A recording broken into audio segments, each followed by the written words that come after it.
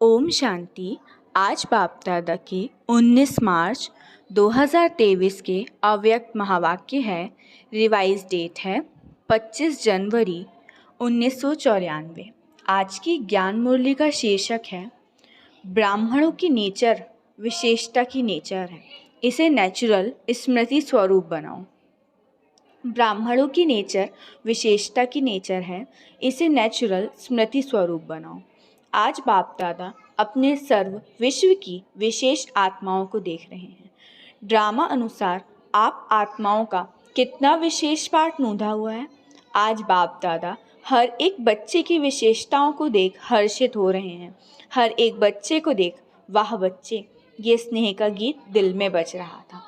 साथ साथ ये भी देख रहे थे कि बच्चों के दिल से ये वाह वाह का गीत सदा निकलता है। हर कर्म में, हर कदम में, हर संकल्प में ये श्रेष्ठ अनुभव होता है।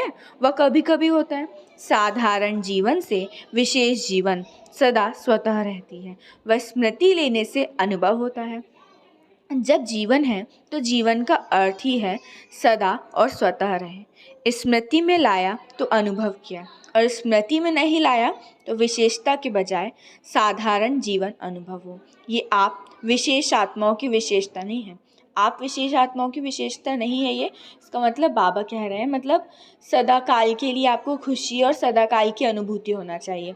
ऐसा नहीं कि कभी हुआ कभी नहीं हुआ। बाबा ने आगे कहा कि ब्राह्मण जन्म ही विशेष जन्म है।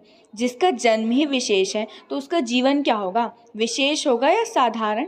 ब्राह्मण जन्म भी श्रेष्ठ, ब्राह्मण धर्म भी श्रेष्ठ और ब्राह्मण कर्म भी श्रेष्ठ, क्योंकि ब्राह्मण जन्म दाता, ब्राह्मण धर्म स्थापक, सर्वश्रेष्ठ परम आत्मा और आदि आत्मा ब्रह्मा बाप है। तो जैसे रचता सर्वश्रेष्ठ तो रचना भी सर्वश्रेष्ठ अर्थात विशेष है। ब्राह्मणों का कर्म विशेष क्यों है? क्योंकि कर्म में फॉलो करने के लिए आप सबके सामने आदि आत्मा ब्रह्मा बाप सैंपल है। कर्म में फॉलो साकार ब्रह्मा बाप को करते हो, इसीलिए भाग्य विधाता अर्थात कर्म द्वारा भाग्य की रेखा श्रेष्ठ बनाने वाला ब्रह्मा गाया हुआ है। भाग्य की रेखा का कलम कर्म है, मतलब कि हमारा भाग्य लिखने की कलम अभी हमारे हाथ में है। तो श्रेष्ठ कर्म का सहज सिंबल ब्रह्मा बाप है। इसीलिए आप सभी विशेष पुरुषार्थ का शब्द यही वर्णन करते हो कि बाप समान बनना है। ब्रह्मा बाबा और मम्मा ने जब शुरू में पुरुषार्थ किया था तो उनके सामने ऐसा कोई सैंपल नहीं था, बट हमारे पास अभी ब्रह्मा बाबा सैंपल है। तो इसलिए हम वर्णन करते हैं कि बाप समान बनना है। इस अव्यक्त वर्ष में सभी का लक्ष्य क्या रहा? निराकारी स्थिति में निराकार बाप समान अशरीरी स्थिति का अनुभव किया। साकार कर्म में ब्रह्मा बाप समान बनने का नंबरवार अनुभव किया। तो विशेष जीवन का आधार विशेष जन्म, धर्म और श्रेष्ठ कर्म है। जैसे लौकिक जीवन में भी अगर किसी आत्मा का जन्म विशेष राज परिवार में हो तो राजकुमार राजकुमारी हो, ये विशेषता जन्म की होने के कारण सदा और स्वतः रहती है। बार बार स्मृति में लाते हैं कि मैं राजकुमारी हूँ। मतलब बाबा कह रहे हैं जब किसी का नॉर्मल में भी बड़े घर में जन्म होता है तो उनको सदा नशा रहता है कि हमारे माता पिता इतने ऊंचे पद पे और हमारा घराना इतना श्रेष्ठ है। उनको ऐसे बार बार याद थोड़ी ना दिलाना पड़ता है, या उन्हें स्मृति रहती है, भूलते नहीं है वो। तो ऐसे बाबा कह रहे हैं आपका जन्म विशेष ईश्वरीय परिवार में हुआ है और आप देवी देवता बनने वाली आत्मा हो, तो आपको भी सदैव ये नशा रहना चाहिए। आगे बाबा ने कहा आप ब्राह्मण आत्माओं की नेचर क्या है? विशेष होनी चाहिए। कभी कई बच्चे कोई साधारण कर्म कर लेते हैं, बाप दादा के आगे अपने को निर्दोष सिद्ध करने के लिए कहते हैं मैं चाहता नहीं था, चाहती नहीं थी ये कर्म करूं, लेकिन मेरी नेचर है इसीलिए हो गया। मैं कौन? बाबा कहते हैं कि साधारण कर्म में श्रेष्ठ कर्म होना चाहिए। तो ब्राह्मण जीवन वाली आत्माएं ये सोच सकती हैं क्या कि मेरी नेचर है? बाबा ने कहा आप कर्मेंद्रिय जीत हो तो अपनी नेचर के वश नहीं, हमें अपनी कर्मेंद्रियों को अपने वश में चलाना है। नेचुरल चीज सदा रहती है, तो विशेष जीवन की स्मृति नेचर के रूप में नेचुरल होनी चाहिए। कभी भूलना, कभी याद होना, सदा स्मृति स्वरूप में रहो। स्मृति में लाने वाले नहीं, स्मृति स्वरूप। इसीलिए बाप दादा देख रहे हैं कि अव्यक्त वर्ष समय प्रमाण समाप्त हुआ। बाप दादा समान स्वयं को संपन्न बनाओ। इस अव्यक्त वर्ष का विशेष लक्ष्य रखो कि अव्यक्त अर्थात फरिश्ता स्वरूप बनना और बनाना। सभी ने यही लक्ष्य रखा था ना, फिर रिजल्ट क्या निकली? अपने आप को चेक करो। फरिश्ता भव का वरदान भी वरदाता से मिला, तो वरदान और लक्ष्य दोनों की स्मृति से कहाँ तक सफलता अनुभव की? सूक्ष्म चेकिंग स्वयं की करो। अब और कोई अपनी रिजल्ट बताएगा तो बुरा लगेगा। बाबा कहते हैं, हमेशा बाबा यही कहते हैं कि हमें 100 की चेकिंग करना है। आगे बाबा ने कहा, फरिश्ता कौन होता है? फरिश्ता अर्थात जिसका पुराने संस्कार और संसार से रिश्ता ना हो। तो चेक करो, पुराने संसार की कोई भी आकर्षण, चाहे संबंध रूप में, चाहे अपने देह की तरफ आकर्षण व किसी देहधारी व्यक्ति की तरफ आकर्षण, कोई वस्तु की तरफ आकर्षण कितने परसेंट में रही? ऐसे ही पुराने संस्कार के आकर्षण, चाहे संकल्प रूप में, वृत्ति के रूप में, वाणी के रूप में, संबंध संपर्क अर्थात कर्म के रूप में कितनी परसेंट रही? फरिश्ता अर्थात डबल लाइट, तो निजी लाइट स्वरूप स्मृति स्वरूप में कहाँ तक रहा? हमारा निजी स्वरूप कौन सा है? लाइट स्वरूप, बिंदु स्वरूप। तो ये बाबा कहते हैं कि स्मृति में कहाँ तक रहता है? बार बार देह को तो नहीं देखने लग जाते, हमें आत्मिक स्वरूप का, फरिश्ता स्वरूप का अभ्यास करना है।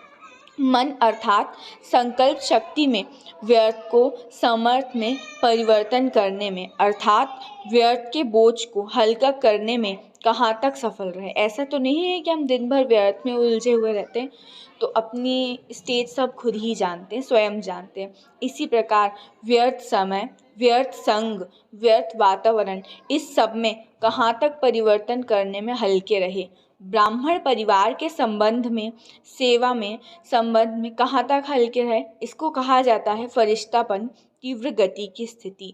इस विधि को चेक करो और भविष्य के लिए चेंज अर्थात परिवर्तन करो। अपने ब्राह्मण जन्म की विशेषता को नेचुरल नेचर बनाना, इसको सहज पुरुषार्थ कहा जाता है।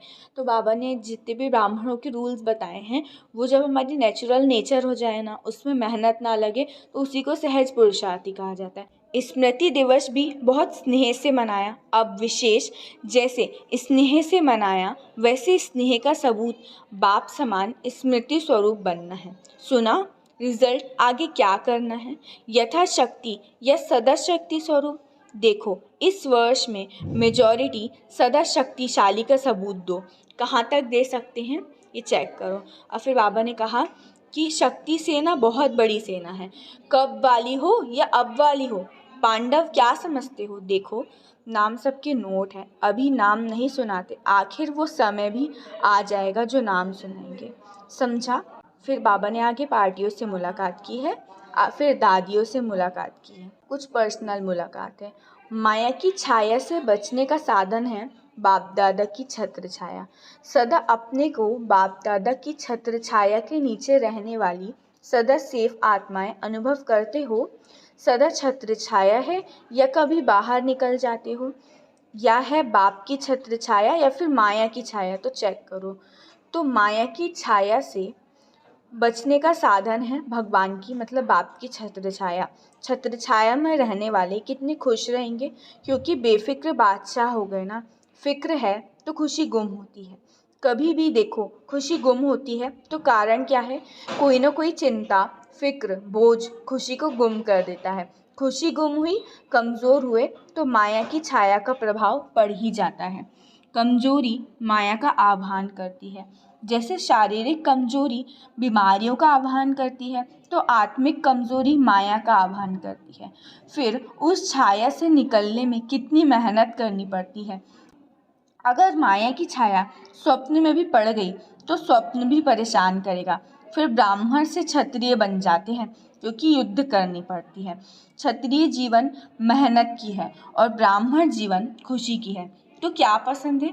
कभी कभी युद्ध करनी पड़ती है, युद्ध करना अच्छा लगता है। छोटे से भी व्यर्थ संकल्प की छाया कितनी मेहनत कराती है। इसीलिए सदा बाप की याद की छत्र छाया में रहो। याद ही छत्र छाया है, तो सदा काल के लिए छत्र छाया में रहना आता है, कभी कभी के लिए नहीं, सदा। अविनाशी बाप है ना, तो वर्षा भी सदा का लेना है। सदा खुश रहने वाले छत्र छाया अर्थात खुश रहना, बेफिक्र होंगे ना। सब फिक्र बाप को दे दो, एक दो भी संभाल के मत रखो। अब बाबा बोल रहे हैं चेक करो, क्या सब फिक्र बाबा को दे दी या फिर एक दो संभाल के रखी है। क्या करें, कैसे करें, ये शब्द फिक्र के हैं। बेफिक्र के बोल सदा विजय के होते हैं। क्या, कैसे, ये नहीं होता। तो सदा ये याद रखो कि हम सभी बाप की छत्र छाया में रहने वाले हैं, चक्कर लगाने वाले नहीं। संकल्प में भी चक्कर आए तो चक्कर में आने वाले चकनाचूर हो जाएंगे। आप तो अमर हो ना, अमर हो गए। ये स्मृति सदा ही स्वयं भी बेफिक्र और दूसरों को भी बेफिक्र बनाती रहेगी। सदा खुशी में ये गीत गाते रहेंगे, पाना था वो पा लिया, बच्चा बनना मना पाना, बच्चा बने अर्थात पा लिया। अच्छा, बाप दादा की याद प्यार सुन लेते हैं।